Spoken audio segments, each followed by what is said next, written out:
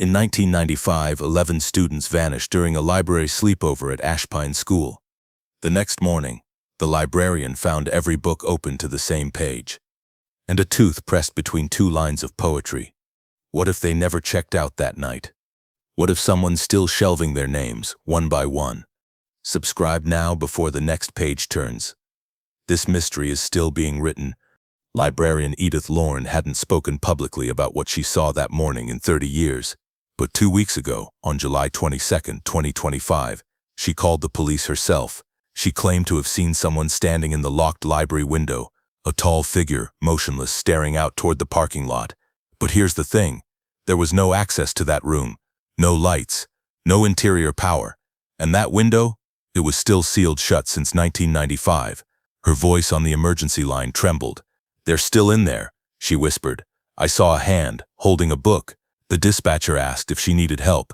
Edith simply said, "He's checking the list." The line went dead. Hours later, officers found her unconscious outside the school fence. Her left palm had been sliced open. In her blood, scrawled into the dirt, 11 names. One of them misspelled. The rest, accurate. Students missing since 1995. The town reopened the case. Quietly. Not in public. A new detective, Andrea Hale, was brought in from Bismarck. Young, skeptical, and careful. She wasn't interested in ghost stories. She wanted facts, so she requested access to the old library for a structural review. They agreed. On the morning of August 1, 2025, she entered Ashpine School with a private surveyor and a forensic photographer. What they found behind the library's back wall wasn't on any blueprint. A sealed cavity, roughly 4 by 5 meters. The floor was concrete, but smoothed out like tile. The walls were blank, except for a single phrase scratched into the far corner: "The book isn't finished." In the center of the space was a table, and on the table, a cardboard box labeled "Circulation." Inside it, library cards. Old, yellowed, stamped. 11 names, all students, all missing, all marked withdrawn. But then there was a 12th card. New, blank, no name, just a line across the bottom in red ink. Processing. Detective Hale called for backup. But before the team arrived, something else happened. The forensic photographer, Henry Cadell, vanished. One moment he was setting up his equipment, the next, gone. His tripod remained standing, camera still on. One photo was taken after he disappeared. The timestamp, 10:41 a.m. The image, out of focus, dimly lit, but in the center, partially blocked by a shelf. Someone was standing behind the table, not Henry. The posture was wrong, taller, arms too long, and in one hand, held upright, was a book. The library was resealed within the hour. But Detective Hale kept one thing for herself: the 12th card. Later that night, she checked her hotel room twice, door locked, windows bolted. She set the card on the nightstand. But when she woke the next morning, something had been added to the back of it. A single sentence, handwritten in black pencil. "You forgot your due date." She's still staying in Ashpine. Refuses to leave. The police haven't released her report. No one speaks of the sealed room.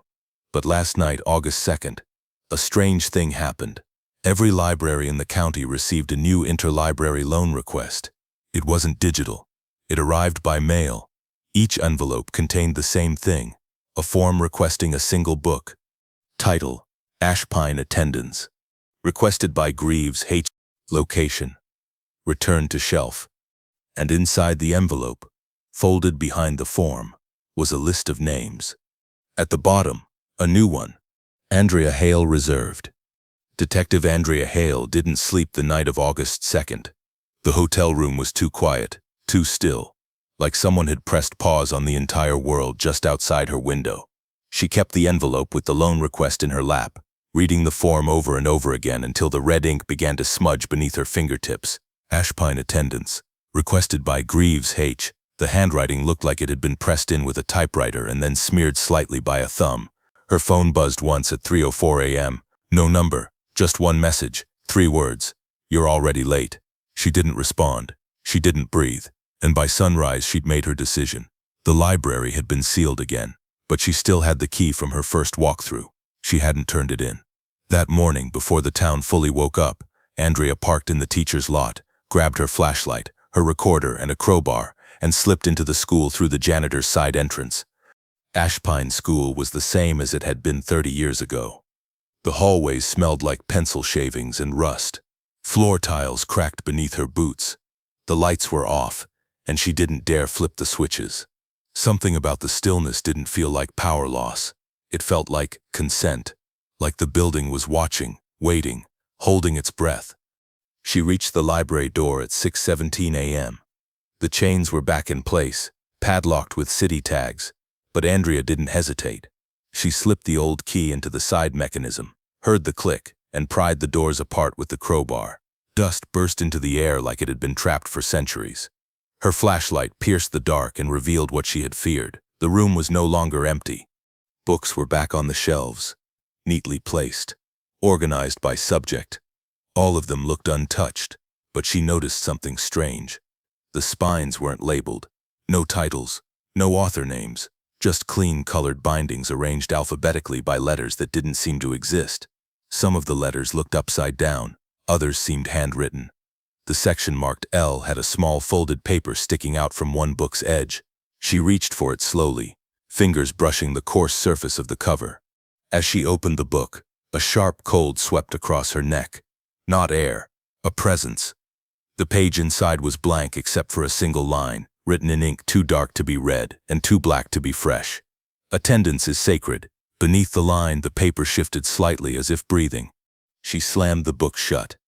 Turning around, her flashlight caught movement across the room. Not fast, not a jump scare, just someone. Sitting in a chair, behind the circulation desk. She stepped closer. The figure didn't move. As she approached, the shape sharpened. Pale skin, wrinkled hands, round glasses. A cardigan so old the color had drained from it. A name tag, barely legible. Mr. Harold Greaves. His eyes were open, unblinking. He wasn't breathing.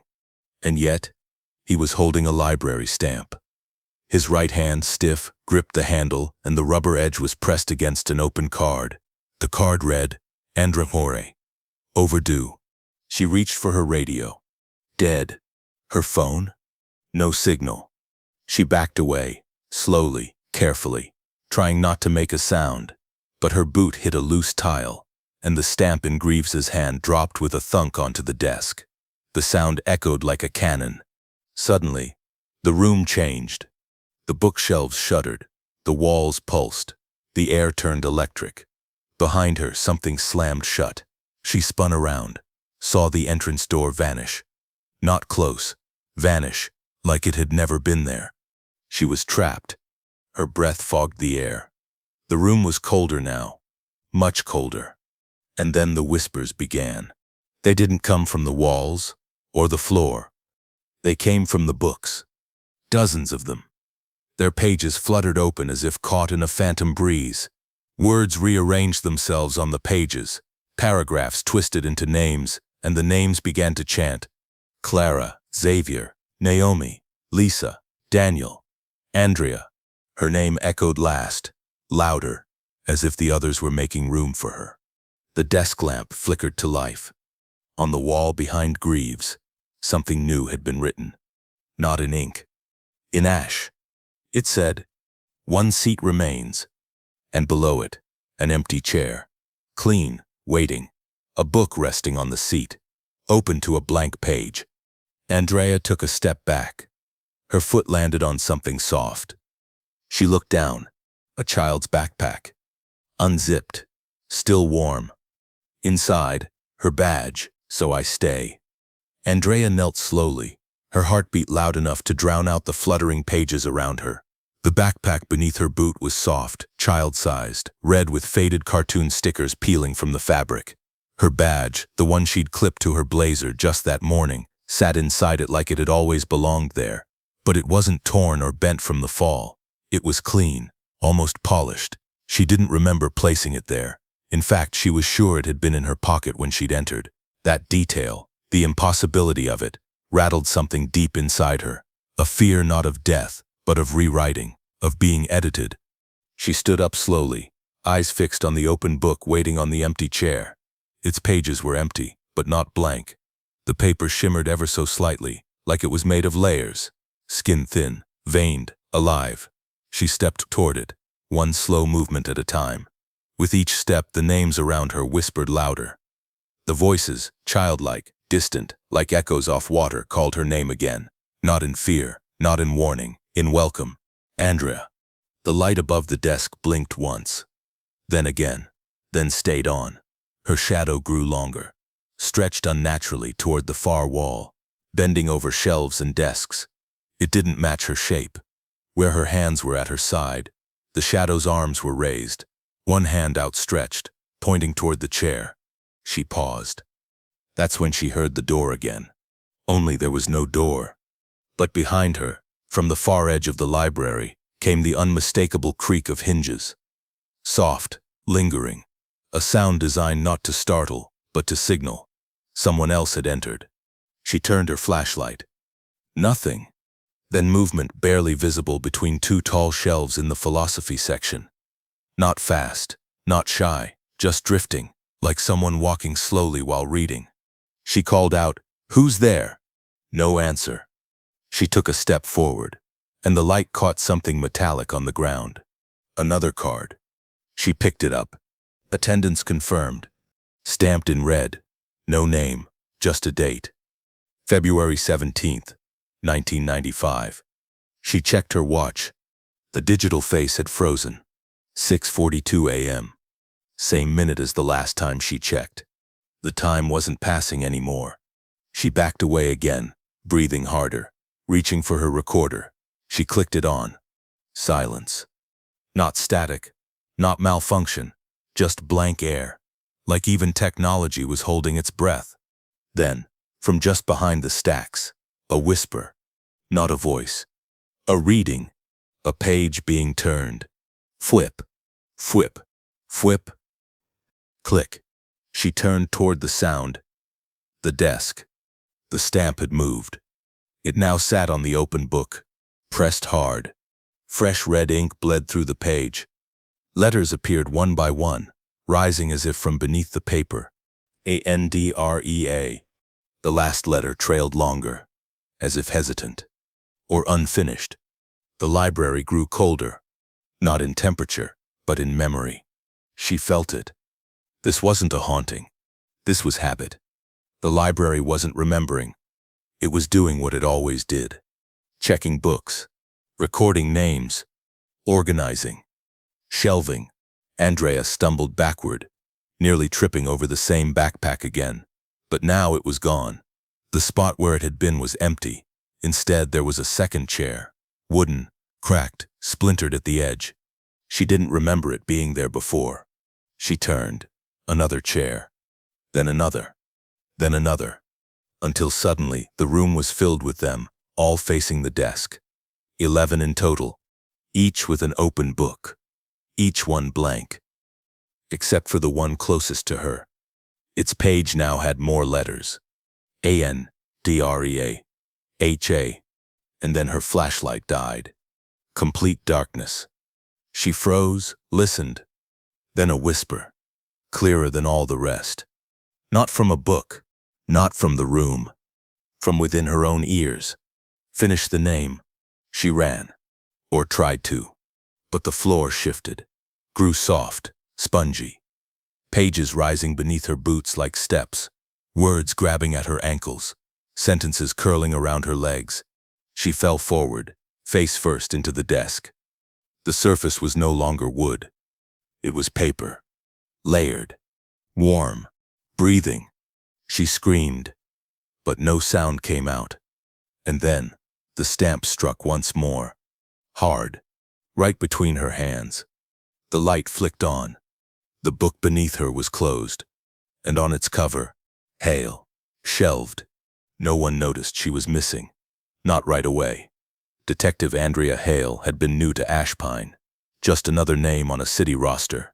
Her hotel bed was made. Her belongings untouched. Only her keycard to the school missing. The clerk thought maybe she'd checked out early. The report wouldn't be filed until 3 days later, by which point the library had already shifted again. Because somewhere beneath the dust, beneath the shelves and books and memories, the catalog had updated itself, and something had returned. Not a person, a sound, a voice, a boy's voice, whispering, repeating, practicing. Attendance is sacred. Back in 1995, Peter Lang had always whispered during roll call. The teacher would say his name, and he would never answer with a full hear, just a breathy hum. Some said he was shy, others thought he was strange, but the librarian, Mr. Greaves, he'd noticed. 1 week before the disappearance, he'd called Peter back after everyone left, asked him to stay behind for a special assignment. It wasn't unusual.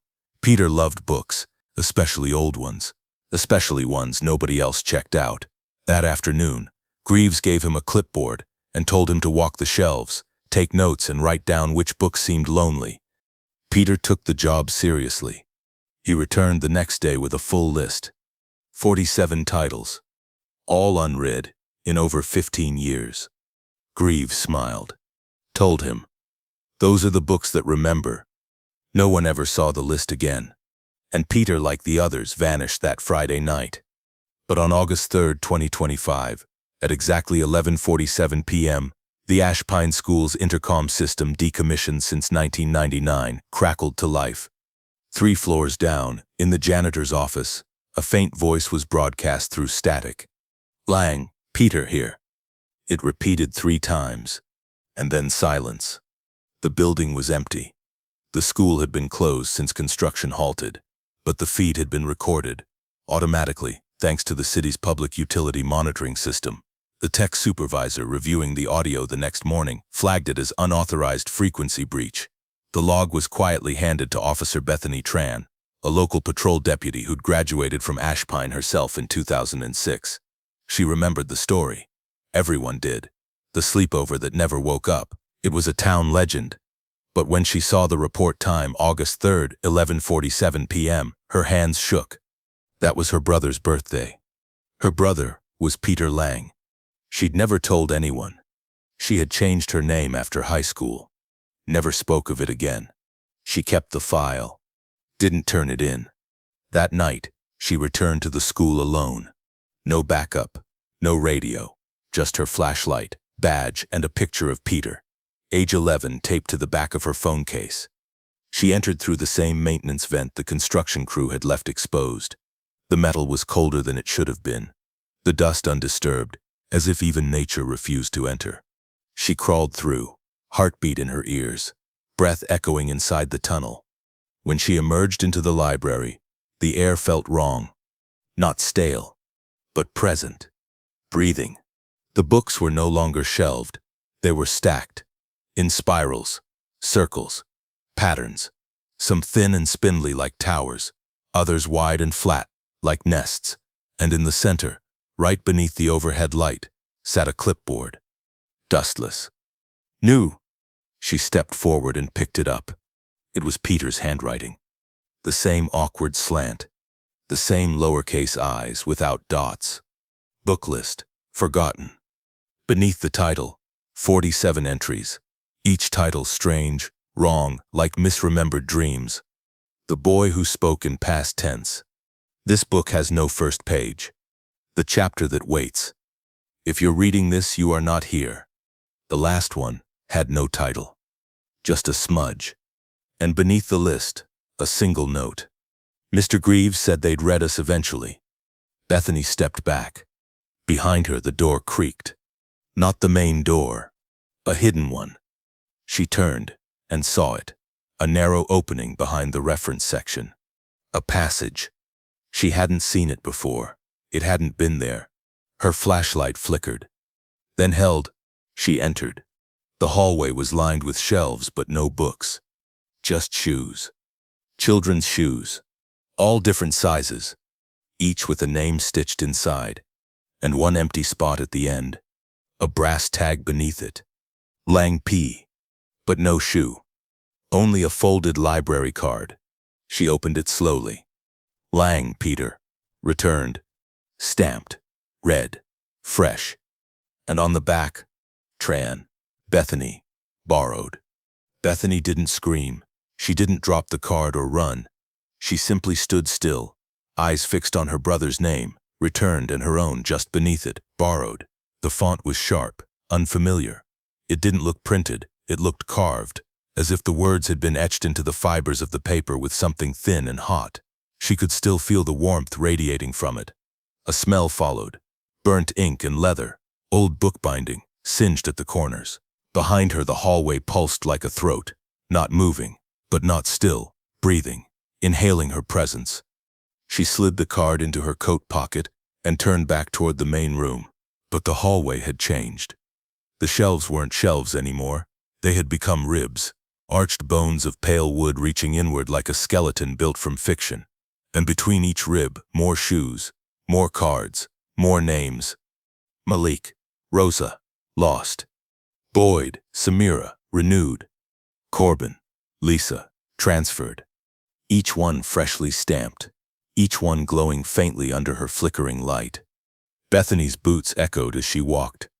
With every step, a faint voice whispered, not behind her, but ahead, repeating, over and over, "Return your book. Return your book. Return your book." She whispered back, her voice raw. "I don't have one." The whisper paused, then replied, "You are one."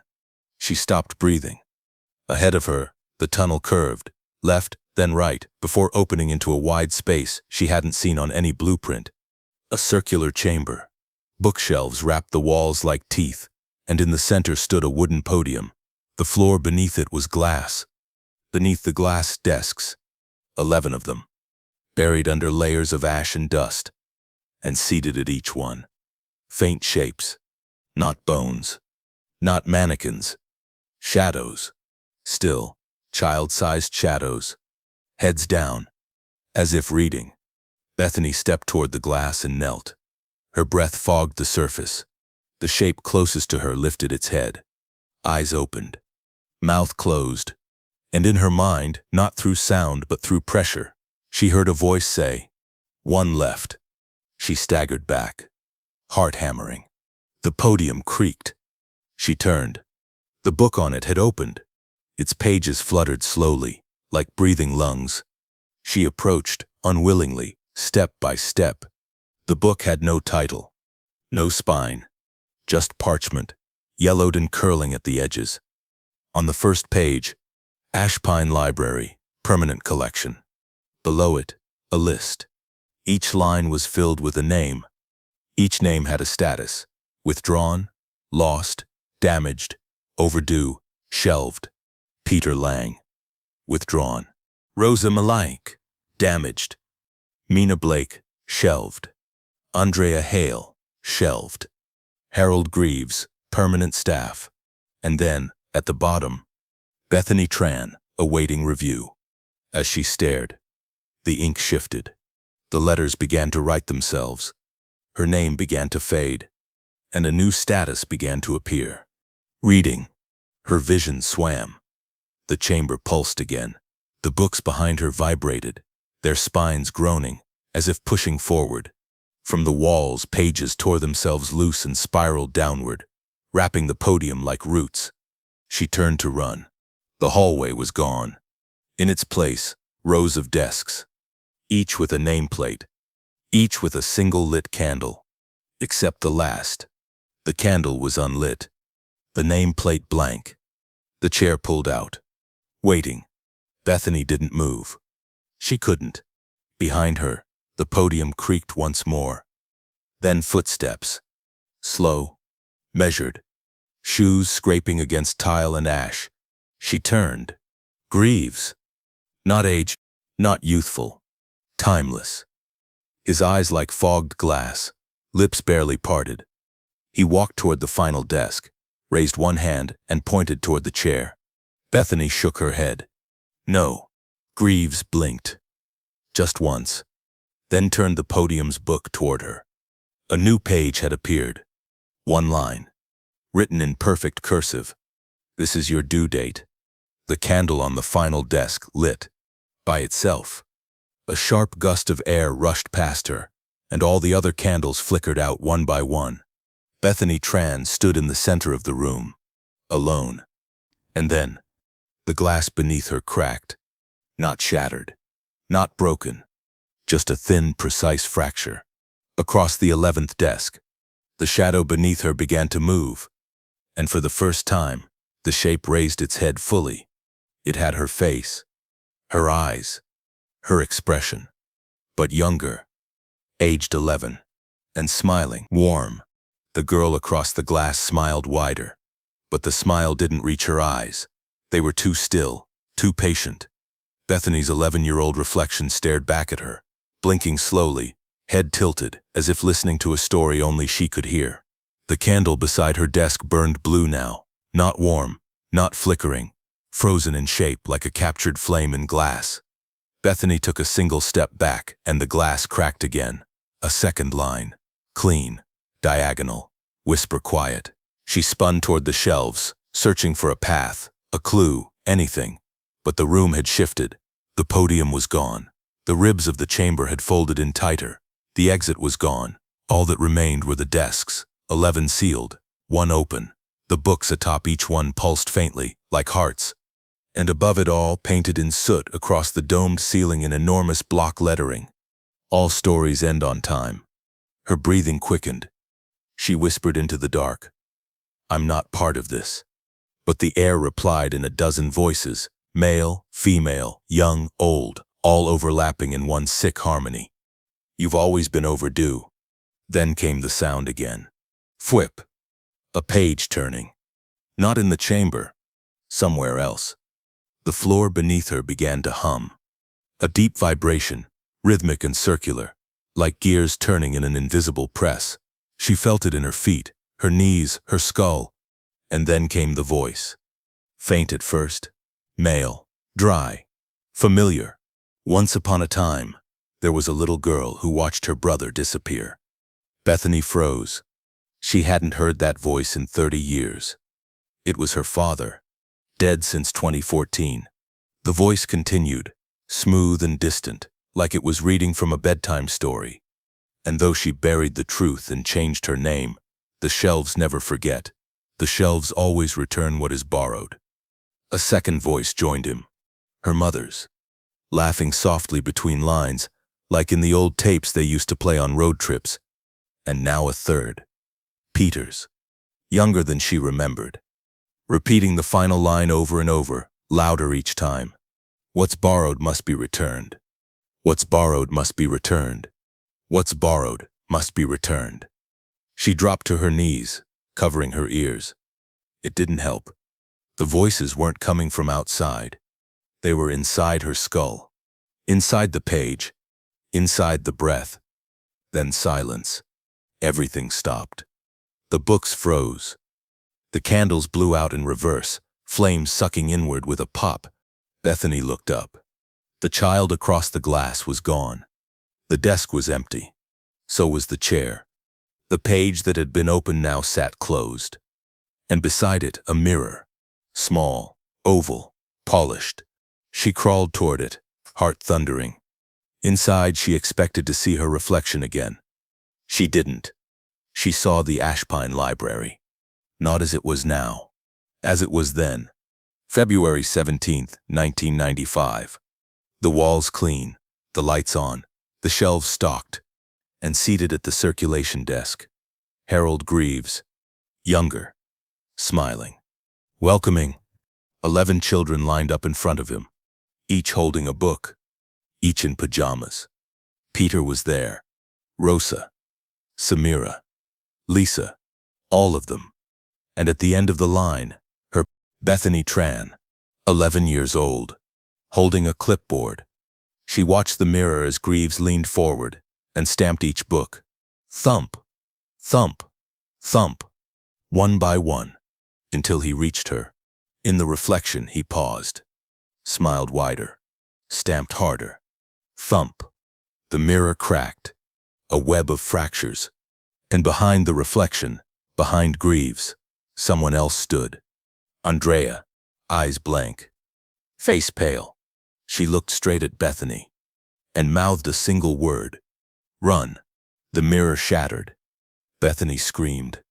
And then she was back. Back in the chamber. The podium returned. So did the book. But now the cover was different.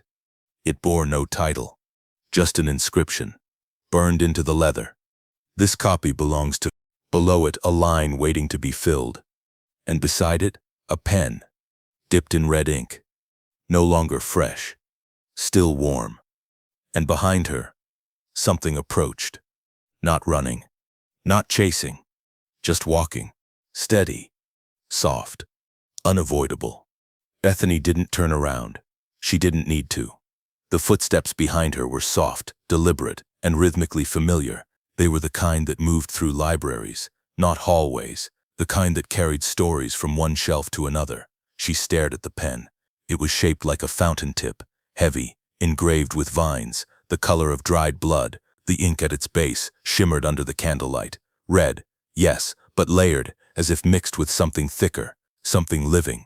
Her fingers twitched. She wanted to move, run, but her knees wouldn't lift. Her legs had forgotten. Or maybe the library had helped her forget. Because this place didn't trap people, it rewrote them, one page at a time. Behind her, the footsteps stopped. Silence returned. But it wasn't empty. It was full, tense, as if the air itself were waiting to exhale. And then she heard it. Breathing. Close. Too close. A slow inhale, right at her neck, followed by words not whispered, not spoken, but pressed directly into her thoughts. You left the ending blank. Bethany reached for the pen, her hand shaking so violently she almost dropped it. The metal was warm.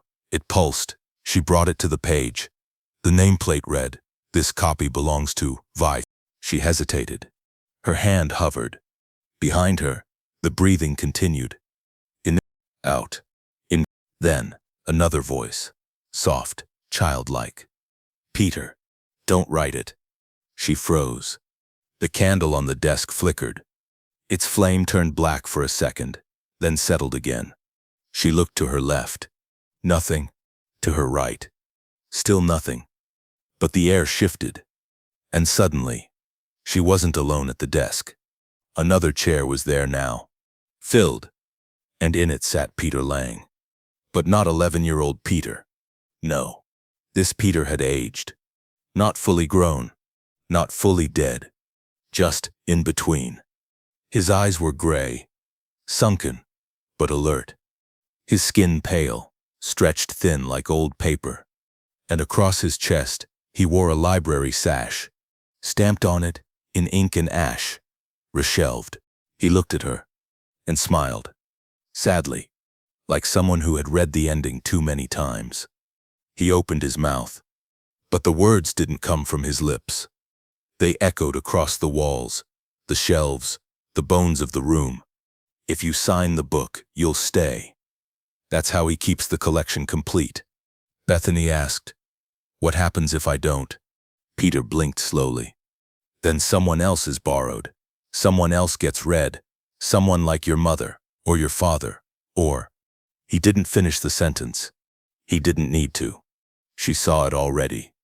On the far side of the room, above another desk, a candle had lit. Blue. A nameplate appeared. Faint, not filled in. Just the outline of a name. To be Trat. Her daughter's name was Tessa, 3 years old. Home with her grandmother. Miles away. But names didn't live in distance. They lived in stories. And Tessa's name was being written. Bethany screamed. Not aloud. Inside, and the library heard her. The podium groaned. The candle beside her turned blue. Peter stood, his sash unfurled. The word reshelved, bleeding across the floor like smoke. He reached toward her, but not to grab her, to take the pen. Bethany gave it to him. And then he did something she didn't expect. He snapped it in half. Red ink spilled across the desk like blood from a severed vein. The book hissed. The ceiling cracked. And the word overdue etched itself into the floor beneath them in flame. Peter looked back at her one last time. Run. Then everything collapsed. Shelves toppled. Desks imploded. The dome above them cracked and fell in pieces. And the glass beneath her shattered. Bethany dropped. Fell through air. Through ink. Through paper.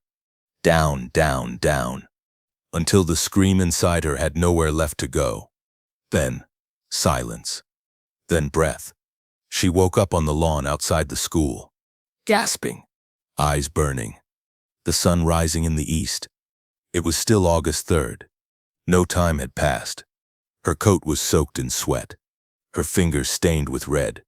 In her pocket, the broken pen, still warm, and a library card, folded, blank, except for one line. You skipped the ending, but the library never forgets. He no longer remembered his last name. Not fully. It had been said so many times in so many different ways that it had begun to lose shape like ink soaked into wet parchment. Sometimes they whispered it as Xavier, other times Zane or Zed, but he remembered the first letter. It started with a Z, and that used to be enough. Now it was just a sound the shelves hummed at night when they thought no one was listening. But he always listened, because inside the library, listening was how you stayed remembered. It was how you stayed real. He had been 11 when it happened. February 17th, 1995. He remembered the cold outside, the mint chocolate tucked in his coat pocket, the flashlight he brought from home that kept flickering. The sleepover wasn't scary at first, just boring. Books lined up like soldiers. Mr. Greaves reading something old about myths and folklore, everyone pretending to enjoy it. Until the power flickered. That's when things changed. They were told to stay calm, told it was part of the fun. Greaves smiled wider than usual. His glasses gleamed even in the dark. Then came the candles. Then came the instructions. Each of you, he had said, will choose a book that has not been touched in 20 years. He'd motioned to a special shelf in the back, one none of them had ever seen before, covered in dust, roped off with twine. The forgotten collection, he called it. No titles on the spines, no barcodes, just colors and weight. He picked the third book from the left. Dark green, unlabeled. He remembered the way it felt. Too heavy for its size, like it contained something it didn't want to share. They were told to open the books at midnight. Together. He hesitated. Just a second. Then opened it. And when he looked up, everyone was gone. No scream, no light, no sound. Just nothing. Only the book in his lap, now glowing faintly at the edges. He had tried to move, but the floor had turned to dust. The shelves shifted. The library rearranged itself. That was the last time he saw the door. Since then, he had wandered. Not in time, not in space, in pages. The library was not a place. It was a story, a collection of stories. And he had become one, a chapter. His body didn't age. Not exactly, but it didn't stay the same either. The ink that ran through him now replaced blood. His shadow flickered like candlelight. His voice, when he spoke, sounded like flipping pages. And sometimes when a new reader entered, he could feel them. Their breath, their doubt, their memory. That's how he knew someone new had come. A woman. Recently. Strong. Determined. Her name? It scratched at the back of his mind. Started with a T. No. B. Bethany. She had made it farther than most. She hadn't written her name. Hadn't shelved herself. But she'd left something behind. A rip in the story. And through that tear, he could speak. Not loud. Not with sound. With suggestion. Whispers. Last night someone else had arrived. He had felt her name ripple through the aisles. Andrea. Hail. But she was already fading. The book had written her too quickly. No tension, no arc. She had been shelved by chapter 2. But Bethany had made it to chapter 6. And that gave him hope. Because somewhere in the library, deep beneath the real floors, beneath the glass and ash and desks and bones, was a book that hadn't been finished. The final volume. The one with no name on the spine. The one sealed shut. And he believed that book belonged to him. So he wandered now with purpose. Through the shelves that grew taller, the deeper he went. Past the sections marked misfiled, burned, rewritten. He passed other children, faces blurred, lips stitched with phrases from forgotten fairy tales. One girl repeated, "And then the wolves came," over and over. Another rocked in place, humming a melody that hadn't existed since the 1800s. They were stories now. Static. But he remembered the cover. He remembered what he was holding when he opened that first book. And tonight, on August 3rd, 2025, he felt the library pause, like it had sensed him searching, like it had blinked. And in that blink, he saw the room again, the real one, the outside, a window, shaking hands, a flashlight, a girl, looking in, not Bethany, someone younger, teenage, wearing headphones, holding a phone. She was live streaming. She had said, "This place is haunted as hell. If I disappear, at least TikTok knows where to start." And the moment her voice reached the glass, he remembered his full name, each in pajamas. She had 4,128 followers, most of them bots. Her name online was @GhostbaitTV, and she wasn't famous, but she was loud. 15 years old, high energy, and obsessed with breaking into abandoned buildings for clicks. Her real name was Harper Voss. She lived 2 towns over, and had borrowed her brother's bike to ride into Ashpine after seeing a post in a Reddit thread titled "Places Where Kids Vanished" that still exist. Her eyes had locked on one sentence: Ashpine School Library, chained since '95, rumored sealed by city ordinance after a failed renovation attempt. She didn't care about the history. She cared about the myth, about finding something nobody else had dared to record. She arrived just after sunset on August 3rd, 2025. The school grounds were quiet. No lights, no fences. The construction gear had been removed weeks ago. The building stood like a buried thought rising again after years of silence. Harper set up her phone on a selfie stick and started the stream. Only 3 people joined. One dropped off instantly. Another typed yawn. But the third, username @zlang1995, stayed. They didn't say anything. No emoji. No LOL. Just stayed. "All right, weirdos," Harper said, flipping the camera to show her face in the dim light. "Let's go break into a haunted library. If I vanish, remember me as someone who did it for the clout."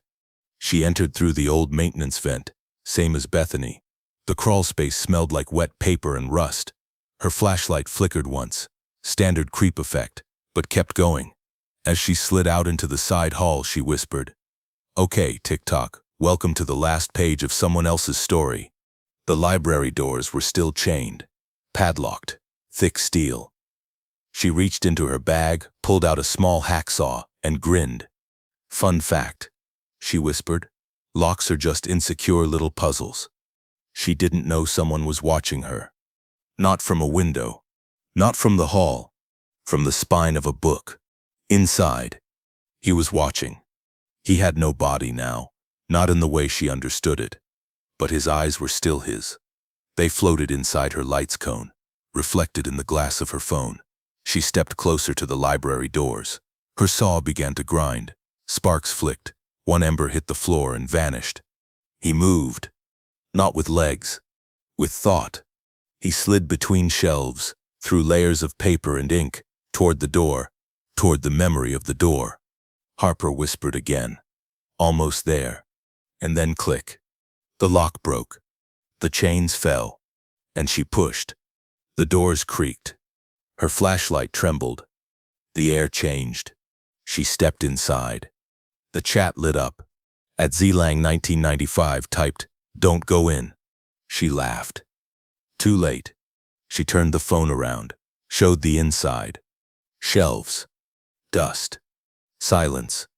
But nothing threatening. Just a room. A very quiet, very old room. "Okay, where's the spookiness?" she muttered. "I expected at least one skull, maybe a floating nun." She stepped farther in. And the library shifted. Only slightly. One shelf turned a degree. One candle flickered in a room with no flame. His book opened. Not to a page, to a map. Harper didn't see it, but he did. He saw her moving across the index. Closer, step by step. She reached the circulation desk, sat down, swiveled in the old chair. It creaked. She turned the camera to herself. Still not dead. She grinned. Behind her, the candle that wasn't lit burned blue. At Z Lang 1995. Typed again. Get out. Harper raised an eyebrow. What's your deal, creepy? She said. Too late now. This is content. The air behind her thickened. And then, a noise. Just one. A single page turning. But loud. So loud it felt like a body collapsing. Her flashlight died. The stream cut to black. Her voice off camera. Okay, not funny. Who's here? Silence. And then a whisper. Right by her ear. You said remember you. The stream returned for half a second. Glitched. Showed her face. Pale. Frozen. Eyes locked on something outside the frame. Then darkness. At Z Lang 1995. Typed. You're being read. The stream ended. For everyone. Except one. Inside the library, the phone stayed on. Its screen flickered once. Then stabilized. Camera flipped automatically. Pointed at the open book. The map turned. Shifted. Changed shape. Became a face. Harper's. Drawn in lines of ink. Unfinished. Under her image, a caption. Voss, Harper, in draft. The floor didn't feel like wood. It felt like parchment. Thick, warm, breathing parchment.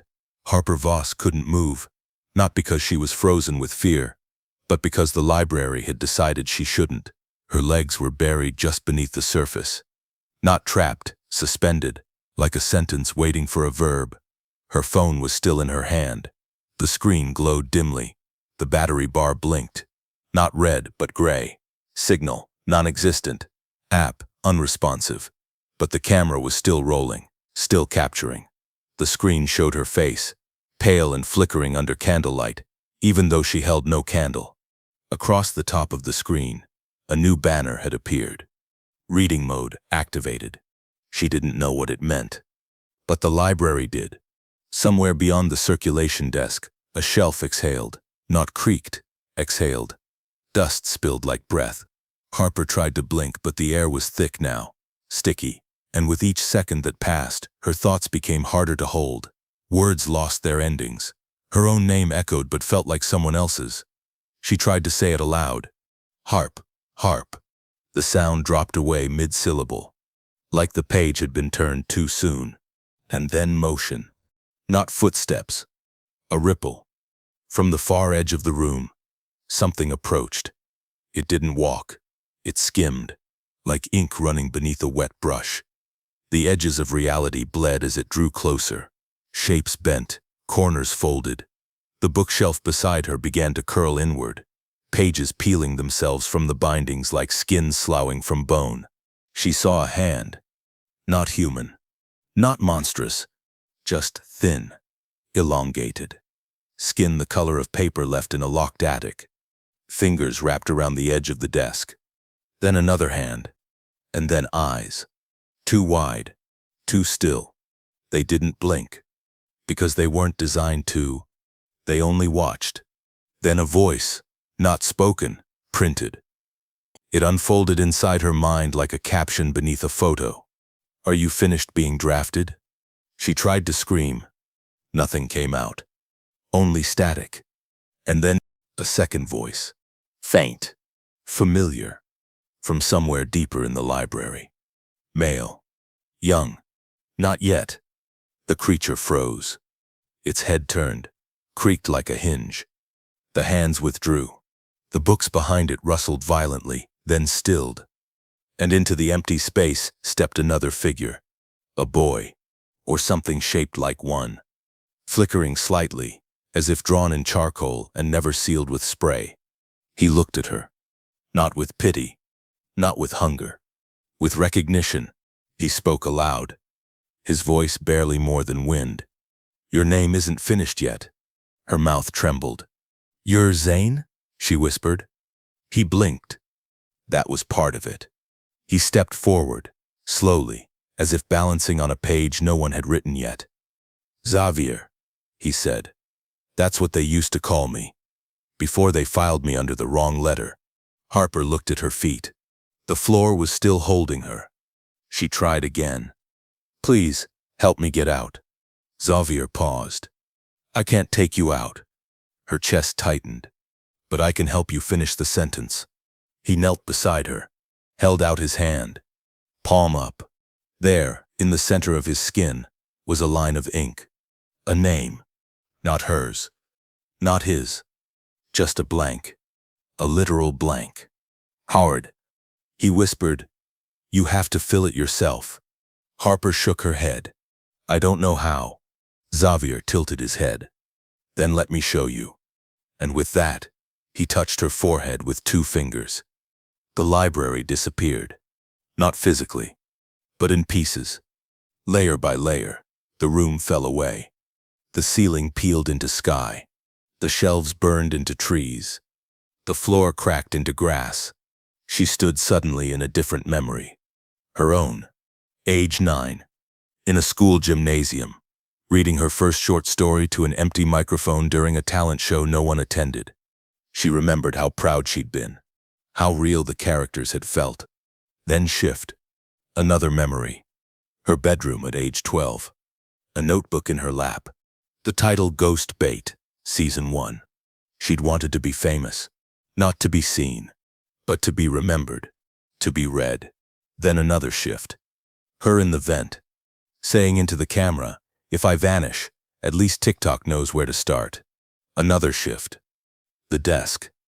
The phone. Xavier beside her. Reality returned. But now her feet were free, and in her hand was a quill. Not a phone. Not a stylus. A quill. And the book before her was blank, no longer marked in draft. It simply waited. The ink shimmered blue. She looked at Xavier. What do I write? He whispered. Whatever keeps you. You. She raised the pen, wrote the first line. I am not a ghost. I am the one who tells the story. The lights above flickered. The shelves recoiled. The page beneath her shook but didn't close. And somewhere, deep beneath the floor, something hissed, like disappointment, like something denied its favorite meal. Xavier looked up, eyes wide. You changed it. Harper looked down. A new entry had appeared at the top of the desk. Voss, Harper, Narrator. The ink rippled. The page beneath Harper's hand breathed in and then out. Slowly, like lungs made of vellum, the word narrator shimmered, then darkened. The book didn't slam shut. It didn't burn. It didn't vanish. But the desk around it cracked slightly, as if the very wood resented the choice. Xavier stepped back, not in fear, but in awe. He hadn't seen it before, not once. In all his years, if they were years, wandering the looping paragraphs of the library, no one had ever claimed authorship. People screamed, people signed, people were shelved. But this girl had written herself in, not as a character, but as a voice. The air changed. The quiet hum that filled the room faded, not into silence, but into resistance. The shelves no longer breathed. They tightened, closed, like walls shifting inward. Harper felt it instantly, the way the candlelight dimmed, the way the ink stopped swirling. Something was reacting. She whispered, Did I break something? Xavier's expression darkened. No, you woke it up. A loud groan echoed from deep inside the far stacks. Not metal, not wood. Something older. Bone. The kind of sound made when something that was never meant to move, moves. The bookshelves along the north wall snapped forward an inch, then stopped, then another inch. Xavier grabbed Harper's arm. We need to leave. She blinked. But there's no door. There will be. If you write one. The book in her hand flipped itself to a fresh page. The quill twitched. Her fingers trembled. She raised it again, and in rushed the first instinct. There is a door in the east wall, and it is unlocked. The shelves behind them screamed. Not in volume, in frequency. A terrible, teeth-grinding squeal of rejection. The candle on the desk blew out. The book snapped shut, and the quill burned from the tip downward. It didn't melt. It unwrote, became smoke, Then silence. The room froze, and a new voice entered. Not whispered, not thought. Read. Loud. Crisp. Like a teacher calling roll on the first day of school. Harper turned. Xavier fell to his knees. The light changed color. The walls stretched, and a presence appeared from the far aisle. Not walking, but rising. Spine first. A man-shaped silhouette, tall and sharp. Coat folded like jacket covers. Fingers long and ink-stained. Eyes black. Lips smiling. Too wide. Too still. Greaves. But not Mr. Greaves from memory. Not the real man who'd read stories by candlelight. This was what he'd become. The library's archivist. A keeper of correct endings. He stepped forward once. The ground buckled. His voice followed, filling the room like smoke. There are no narrators here. There are only subjects. Harper stepped back. Her foot hit a stack of unshelved books. They toppled, pages flapping, paper gasping. She shouted, "You're not the author of me." The archivist tilted his head, confused, as if she'd spoken in a forgotten dialect. Then he raised one hand, and a fresh book appeared on the circulation desk. Its cover, black. Its title, Corrections. Xavier's eyes widened. "That's the edit ledger," he whispered. "If your name goes in that, you're erased." Harper looked down. The book was open. Blank. Waiting. She turned and ran. Through the shelves, past twisted biographies and fiction that blinked back at her. Behind her, the archivist did not chase. He walked, because that was worse. Harper skidded around a corner and saw a familiar object. Her phone, still lit, still recording, lying on the floor, untouched. She snatched it up, and for one moment, just one, she saw herself on screen, but not live, not mirrored, reflected, and behind her, Xavier, standing still, staring at her through the screen. His lips moved. "Don't look back." She didn't. She ran again. The library shifted. The floor tilted. The shelves leaned. But something had changed. The stories weren't screaming anymore. They were whispering, encouraging, supporting. The words weren't fighting her. They were following. And then, she saw it. A rectangle of light. Soft, pale, fuzzy. A door. Not real. Not wood. Not handle. Just the idea of a door. Written in full. She grabbed the quill again. She hadn't realized it had returned to her hand. And she wrote. The door opened just enough for a story to slip through. Light exploded around her. The archivist bellowed. A sound like a million pages burning at once. She dove. Through the light. Into the sentence. And everything collapsed. Harper hit the grass outside Ashpine School face first. The air was cold, real, electric with August heat. The sky was still dark. The stars above hadn't changed, but her hands were stained with ink. Her phone still recorded. She stared at the screen. No banner. No reading mode. Only one notification. A new viewer joined the stream. Username, @archivist_returns, each in pajamas. The video went viral overnight. Not because of the visuals. Those were glitchy, dark, mostly unreadable. Not because of the girl screaming, "You're not the author of me," though that line ended up on t-shirts and memes and as the name of at least 3 indie bands.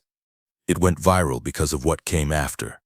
3 minutes of static, then a name, then another, then another, each appearing, one by one in red, serif font on a pitch-black screen. Lisa Corbin withdrawn. Peter Lang, shelved. Samira Boyd, overdue. Andrea Hale, file. Xavier Zay, unknown. And then, Harper Voss, narrator. At first people thought it was performance art. Then someone noticed. Those names matched missing persons records.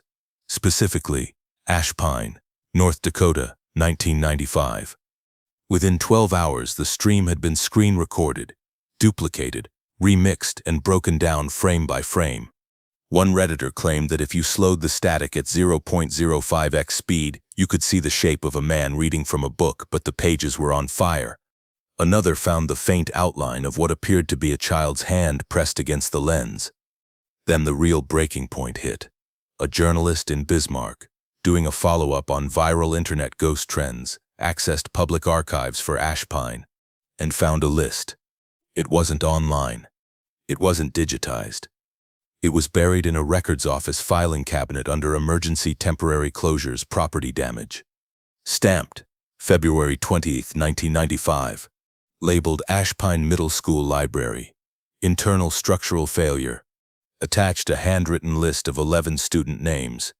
The exact names from the video. Reddit melted. TikTok exploded. YouTube did 5 timelines by breakfast. And on August 4, 2025, Ashpine Library hit 12 million views. But none of that mattered to Harper. She was still shaking. Still covered in ash. Still sitting on the back steps of the school when the first officer arrived. Deputy Miles Torres, 32 years old. Didn't believe in ghosts. Didn't have TikTok. Didn't know what he was walking into. He found her at 6:19 a.m. Sitting cross-legged, silent, eyes open but unfocused. Her phone clutched in one hand. The battery long dead. On her lap, an old library card. Stamped in red. Exit granted. She didn't respond to his questions. Just looked up at the sky and whispered, "The door is still open." Torres radioed for backup. Tried to piece together a report. Wrote down the name Harper Voss. Didn't know where to put it. Was she a trespasser? A survivor? A suspect? Or a character? The file sat unfinished on his dash as they drove away. Behind them, the school sat silent. But the air above it buzzed. Not with insects. Not with wind. Because Harper's phone had done something she hadn't expected. It had auto-backed up the stream to the cloud. And now, thousands of people were watching. Some laughing. Some debunking. Some dissecting every word. But one person, just one, watched quietly from a room lined with old wood and older books. An old man in a maroon cardigan, eyes like stone, fingers yellowed from turning pages too many times. He paused the video on Harper's face, zoomed in, and whispered, to no one. She changed the format. He stood, walked to a shelf labeled Interference, pulled out a thick gray binder, opened it. Inside, 11 photographs. Grainy, black and white, each labeled with a name and status. Corbin shelved.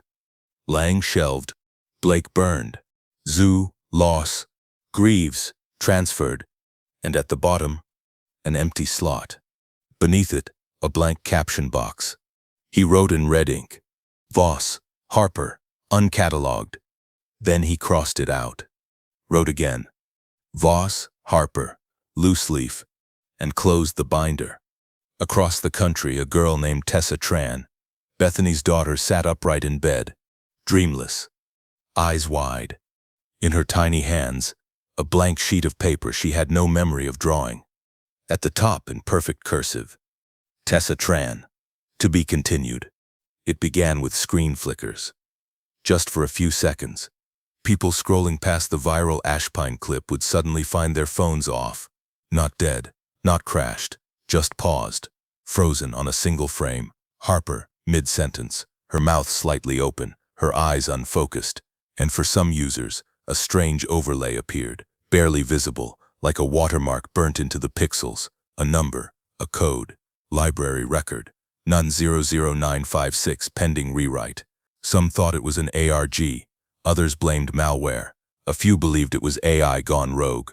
But one teenager in Oregon, 17-year-old Julian Roach, noticed something no one else did. If you brightened the frame and inverted the contrast, you could see faint letters behind Harper's image, not typed, stamped, 11 names, all the same as the 1995 missing student list, but with one addition at the bottom, Julian Roach. Scanned. He didn't know what it meant. Not yet. That night, his phone restarted 6 times. His Spotify app glitched. playing a track that didn't exist in his playlist. 19 seconds of page-turning sounds and breathing. The next morning, Julian had a nosebleed for the first time in his life. And in his notebook, on a page he hadn't touched, was a name he didn't recognize. Greaves. He tried to erase it. The ink sank deeper. Meanwhile, Harper hadn't spoken to anyone since returning home. She slept with the lights on, refused to go near books, threw her phone into the river behind her house. But somehow, every mirror in her room began showing that same frame from her video, the one where she first said, "You're not the author of me." And in each reflection, there was something new. Someone behind her, reading. Elsewhere, police in Ashpine released an official statement. The school property is considered unstable and is undergoing further investigation. No evidence of unlawful activity has been confirmed. But off the record, Deputy Torres started seeing things. At first, small books in his patrol car that weren't his, a card catalog listing in his dashboard glove box. Then came the pages, scattered on his kitchen floor, all from the same book, all handwritten, none in his handwriting.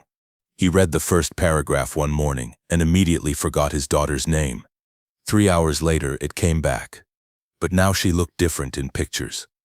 Not drastically, just slightly out of focus, like a JPEG compressed too many times. Torres quit the force that evening, burned the paper. But the next day, his mailbox was full, filled with nothing but library return envelopes, unopened, sealed in red wax, marked with his badge number. And in Bismarck, the journalist who found the archive list, she went missing on August 6th, but her final tweet remained pinned at the top of her profile. You can't expose the truth when it's bound.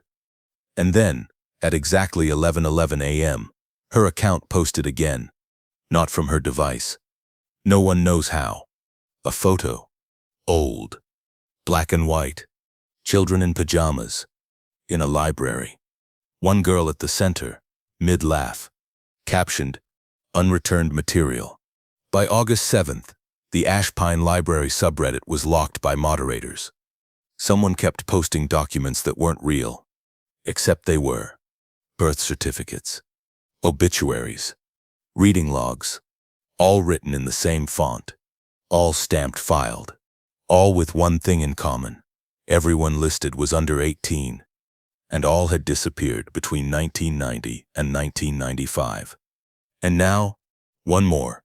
Julian Roach edited. No one knew who changed it, but Julian did. Because at exactly 2:04 a.m., he woke up to find his laptop open. Not on YouTube, not on Reddit, on a word processor, with a single document, title Julian, Draft 1. He scrolled, page after page of his life, written in precise detail, down to the thoughts he hadn't told anyone. And at the very bottom, blinking. Would you like to begin revision? Yes, no. He clicked no. The screen went black. Then showed, you've already been revised. In his mirror, his face smiled. But he hadn't moved. Julian stared at the mirror for 2 full minutes. His reflection still smiled, slightly off-kilter. Not sinister, not evil, just wrong. Like a memory you know didn't happen, but you still feel. He stepped away, reached for his laptop. Still open, still showing the message. You've already been revised. He closed the screen, hard. The sound echoed like a book slamming shut in a cathedral. The air in his room didn't feel cold. It felt layered, like someone had written over his world, and now the old words were bleeding through. He tried to speak aloud. This isn't real. But the sentence came out fragmented. This is rid. He blinked. His voice hadn't stuttered. It had changed.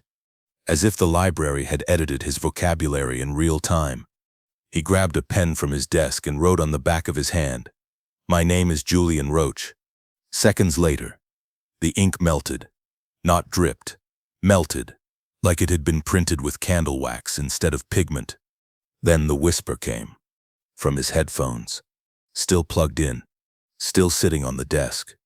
No music playing. Just a whisper. Your draft has been accepted. He yanked the cable. Silence. then static. And in the static Greaves, just one syllable, repeated again and again. Reboiges. Julian backed away. His pulse raced. He opened his phone, desperate to message someone, anyone. But every contact had vanished. Except one. A single name. Narrator. He tapped it. The phone froze. Then a response. They wrote me. I rewrote back. You need to do the same. Julian typed. How? The reply came instantly. Find your first sentence. He stared at the words. What did that mean? Then he remembered. Age 6, in a classroom. The first time he ever wrote a story. His teacher had framed it, taped it to the wall. He barely remembered the plot, but he remembered the line. Once there was a boy who always listened. He whispered it aloud, and the lights in his room flickered, then died. His phone buzzed. One final message. Good. Now listen again. The screen went black, and from the hallway, he heard it. Tap, tap, tap. A pencil. Against wood. Again, and again, and again. Julian didn't run. He walked toward the sound. Each tap echoed like memory, soft, hollow, real. The hallway beyond his door wasn't his hallway anymore. The carpet had become dust. The wallpaper, crumbling ink. He passed his childhood photos, all blurred now, faces scraped away like peeled stickers. His reflection in the hallway mirror smiled again, but this time it winked and vanished. At the end of the hall, his bedroom door had changed. It was wooden, tall, yellowed with age. A brass plate read, Ashpine Collection, Roach J. He reached for the knob. It turned on its own. Inside, the library waited, but smaller, folded, personal. Books stacked like lungs, desks lined like bones. A single podium stood under a swinging light. On it, a file folder, labeled in red ink. Final revisions. Julian stepped forward, hands trembling.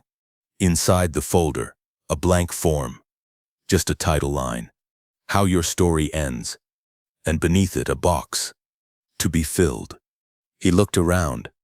Xavier was there, distant, flickering, but watching, and Harper, far behind him, holding the broken quill, watching, waiting, and behind them both, Greaves, smiling, ink dripping from his fingers. He leaned in, mouth to Julian's ear, and whispered, Write it sad, that's how they remember best. Julian stared down. His heart thudded.